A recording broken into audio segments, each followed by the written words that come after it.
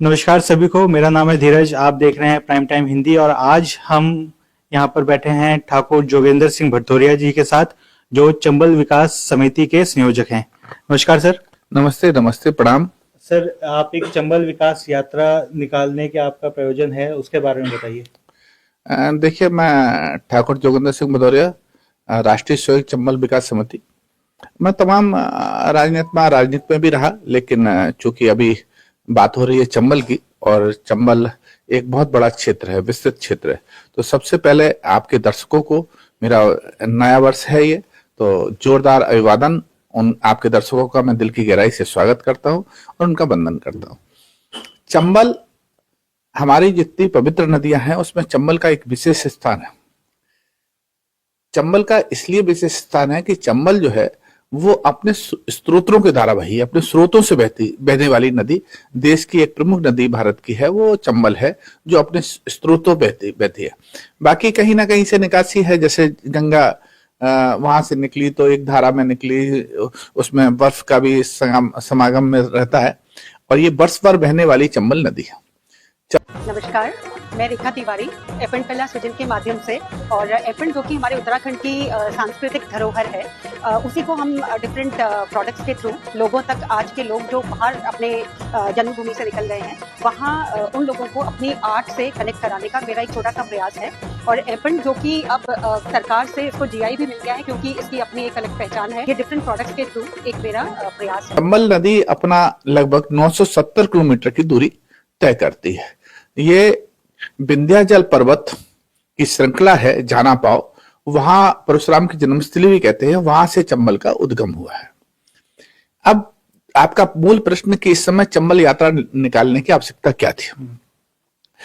चंबल वहां से निकलेगी और हमारी टोटल यात्रा करीब लगभग 1500 किलोमीटर रहेगी। चंबल क्षेत्र एक ऐसा क्षेत्र है जिसको एक सीमित कर दिया गया। जब भी चंबल का नाम आएगा तो दो जिले में आप सीमित कर देते हैं, भिंड और मुरैना, जबकि चंबल 19 जिलों को प्रभावित करती है। 19 जिलों को देने वाली नदी को दो जिलों में आप समाप्त कर देते हैं, भिंड और मुरैना। विस्तृत शहर इटावा, आगरा, भिंड, मुरैना, कोटा, राजस्थान के 5 जिले, फिर मध्य प्रदेश में या इंदौर से निकलती हुई मंदसौर, नीमच वगैरह का कोना छूती हुई पश्चिमता में समाप्त होती है। चंबल क्षेत्र के लोगों को अक्सर बाहर जहां भी जाते हैं तो उन्हें एक अलग दृष्टि से देखने लगते हैं। लोग कहते हैं ये तो दस्यु है, उस क्षेत्र से आए, जबकि चंबल के रहने वाले लोग कभी भी दस्यु नहीं रहे। वो अक्सर उन्होंने एक बागी रहे। जब उनकी बात नहीं मानी गई तो उसको अपनी बात को मनवाने वाला स्वर जो था, वो विरोधी, विद्रोही, वो स्वर ने जन्म लिया चंबल का। और लोग, वहां के लोगों को, जो लोग जिन रहे, उन लोगों को बागी स्वर दिया गया, बागी नाम दिया गया। अब मूल प्रश्न है कि चंबल की जो पृष्ठभूमि है, वो चंबल इतनी लंबा स्नान बहने के बाद, इतनी लंबी चीज बहने के बाद, चंबल ने तमाम बड़े बड़े राजनेताओं को भी जन्म दिया, जिसमें अटल बिहारी वाजपेयी से लेकर के तमाम रहे। लेकिन चंबल जो है सबसे उपेक्षित नदी है। चंबल के किनारे एक भी घाट नहीं बना, चंबल को अभयारण्य दे दिया गया, लेकिन वहां अभयारण्य छोड़ करके वहां घड़े, घड़ियाल, वो जंतु उसमें चंबल पाल रही है, और वहां के लोग उनका शिकार हो रहे हैं, परेशानी हो रहे हैं। उनके बिहाफ में उस क्षेत्रों के लोगों को कुछ नहीं दिया गया, जबकि चंबल के लोग वीरता और साहस का प्रतीक है। सेना में आपको एक नई जानकारी मैं बता दूं, भारत में जब भी शीतकालीन युद्ध रहा हो, अशीतकालीन युद्ध रहा हो, सीधा सीधा युद्ध रहा हो, सामने का युद्ध रहा हो, अघोषित युद्ध रहा हो, जब भी लोग शहीद हुए पूरे भारत में, जो संख्या 3000 के आसपास गिनाई जाती है, उसमें 1447 केवल मात्र चंबल की मिट्टी से शहीद हुए।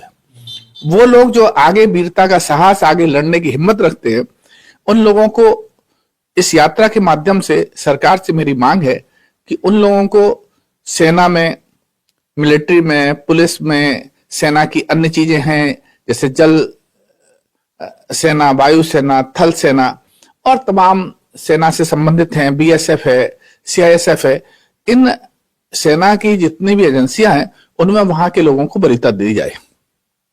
दूसरा, चंबल बोर्ड की हम सरकार से मांग करते हैं, चंबल बोर्ड का गठन हो। तीसरा, वहां के जो सेनाई थे उन लोगों को विशेष स्थान दिया जाए, जिन्होंने, जैसे वहां कमांडर अर्जुन सिंह भदौरिया, जिनका नाम भारत में ही नहीं विश्व में विख्यात हुआ, जहां सुभाष चंद्र बोस ने अपनी सेना बनाई, वही इन्होंने जो है लाल सेना के रूप में विख्यात हुई। उन्होंने लाल सेना बनाई और 1947 में अंग्रेजों को खदेड़ने का काम चंबल की मट्टी से कमांडर अर्जुन सिंह भदौरिया ने किया।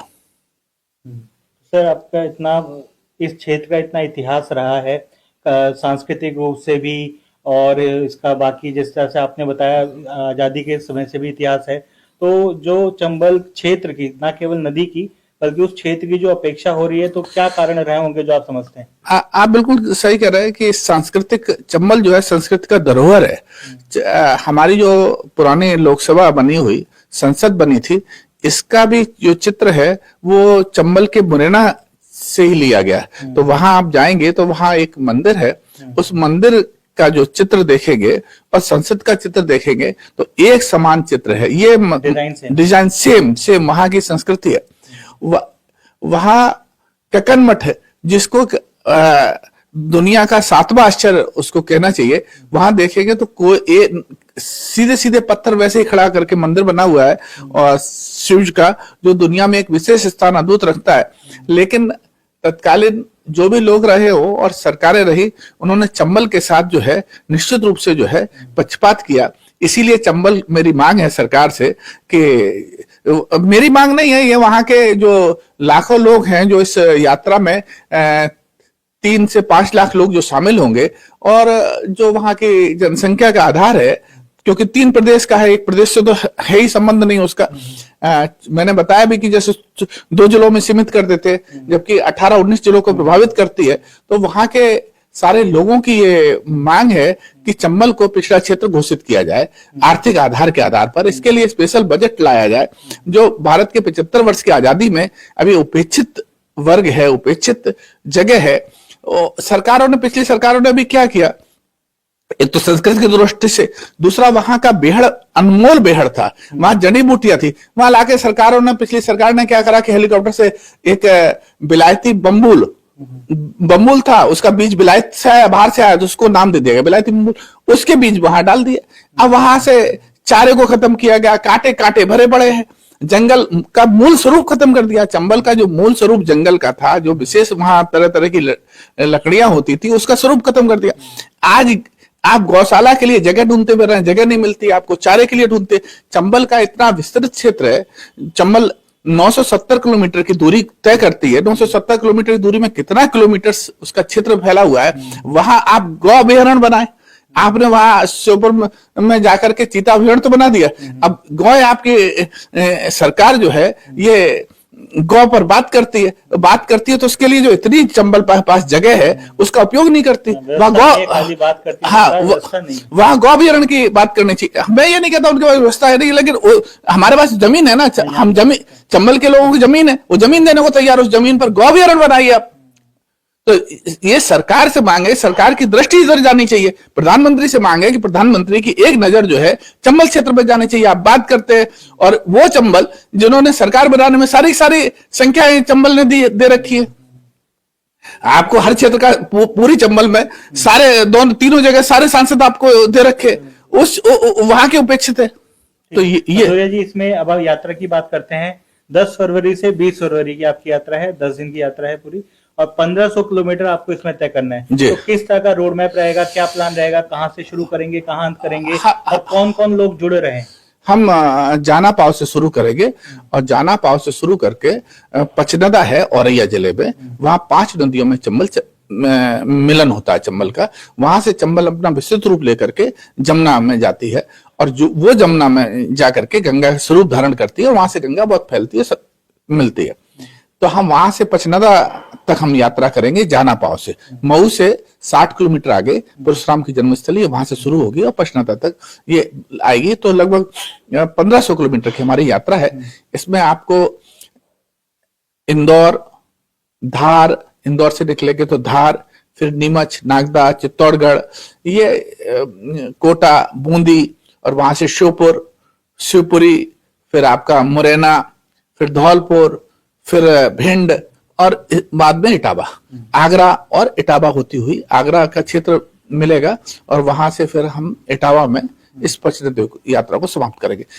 इस यात्रा में तमाम जगह जो है सांस्कृतिक कार्यक्रम होंगे, चंबल के लोगों की लोकगीत, चंबल के लोगों की रहन सहन और चंबल की संस्कृति, उसका भी उसमें होगा। चंबल के जो तमाम जो बड़े सेनानी, स्वतंत्रता संग्राम सेनानी रहे, उन सबका मैं सरकार से भी कहता हूं कि उनको विशेष स्थान देना चाहिए, उन लोगों का स्थान देना चाहिए। वहां के विशेष साहित्यकार रहे, उनका स्थान देना चाहिए। पंडित राम प्रसाद मिसमिल जैसे लोग हैं वहां चंबल के हैं, उनका स्थान देना चाहिए। तो ये मेरी सरकार से मांग है। इसमें एक चीज सवाल है कि इसमें चंबल में टूरिज्म की, पर्यटन की क्या संभावना नजर आती है आपको, अगर विकसित होता तो? चंबल टूरिज्म, चंबल धरोहर है, संस्कृति है। चंबल को आज भी जब नहीं है तब भी जाने कहां कहां से लोग देखने आते हैं। अगर इसको विकसित कर दिया जाए तो भारत की बहुत बड़ी आय का स्रोत चंबल बन जाएगा, क्योंकि विश्व 970 किलोमीटर के पर करता है, और 970 किलोमीटर टूरिज्म, जो आज का टूरिज्म है, वो टूरिज्म संस्कृति और वो जो देखना चाहता है जंगल, वो जंगल चंबल के पास है। वो आपको पूरे देश भर में कहीं भी नहीं मिलेगा वो जंगल, वो दृश्य आपको चंबल का बेहड़ आपको देता है। अन्य नदियां तो समतल में है, चंबल ही एक ऐसी है जो विशाल बेहड़ का पालन करती है, विशाल बेहड़ रखती है, तमाम जीव जंतु को अपनी छाती में समेट करके चलती है, अपनी बाहों में लेकर के चलती है। वो सब पर्यटन टूरिज्म के लिए है। तो वो एक विशेष चीज है, देखने को मिलेगी टूरिज्म को। तो टूरिज्म बढ़ेगा तो भारत की आय बढ़ेगी, भारत की आय बढ़ेगी तो भारत समृद्धिशाली होगा। अगर बात करें, क्योंकि आप लंबे टाइम से इस मुहिम को चला रहे हैं, सरकार से इसमें आपके डायलॉग या नेगोशिएशन हुआ होगा, तो कोई सरकार से कोई जवाब ऐसा आता है कि सहयोग लगती है कि बिल्कुल अभी नील बटन नहीं रहता है? अभी सरकार उपेक्षित है, इसीलिए तो जनमानस की आवाज है। जनमानस की आवाज जो है वो जब बनती है तब कोई एक आदमी निकलता है नेतृत्व करने के लिए, उसके पीछे पीछे जनता निकलती है, लोग निकलते हैं। जनमानस की आवाज है कि यहाँ उपेक्षित है, और उसका जब दूसरा स्वर चंबल में रहा तो दूसरा स्वर बागी रहा। तो वो तभी होता है जब आप सुनते नहीं है, तो फिर विरोध की आवाज जो है वो बनती है। तो अभी तो सरकार से हमें हमारी सौहार्दपूर्ण वातावरण में मांग है, बहुत बिल्कुल एकदम निवेदन पूर्ण चंबल के लोग मांग करते हैं, क्योंकि सरकार में से बड़ी अपेक्षा है और मोदी की तरफ देखते भी है। मोदी टूरिज्म के लिए, हमारे मोदी जी जो है वो टूरिज्म की बात भी करते हैं। तो इसलिए ये बात है कि उनका ध्यान इस ओर आकर्षित करने के लिए पूरे तीनों राज्यों की जनता जो है वो उनसे अपील करेगी। और हम तीनों प्रदेश के मुख्यमंत्रियों से भी हम बात रखेंगे कि वो देश का ध्यान इस ओर आकर्षित करें और अपना अपना स्थान जो कोष दे सकते हो, जो मदद कर सकते हो, उस पर करें। जो यात्रा में जुड़ना चाहे हैं उनके लिए क्या संदेश देना चाहिए? हम अभी पूरे 19 जिलों में सब जगह प्रेस वार्ता कर रहे हैं, और वहां के लोगों से, जो हमारी समिति है, एक व्यापक समिति है, इसमें करीब 500 लोग इस समिति में स्थान है उन लोगों का। केंद्रीय समिति है, फिर प्रादेशिक समिति है, चूंकि 3 प्रदेश हैं, तीनों प्रदेशों की अलग अलग समिति है, फिर जिले की समिति है। तो वो सारे लोग जो है वहां घर घर जा करके लोगों को जागरण कर रहे हैं, और वो सब लोग जोड़ रहे हैं। और उनके लिए जोड़ने के लिए नंबर भी उसमें है, वो भी एक दिया गया है। एक वेबसाइट भी इसकी डिजाइन की गई है चंबल की, उस डिजाइन के माध्यम से, उस मोबाइल के माध्यम से, और जो लोग जा रहे हैं उनके माध्यम से इस यात्रा में लोग भाग लेंगे। धन्यवाद। धन्यवाद आपका और आपके दर्शकों का बहुत बहुत धन्यवाद।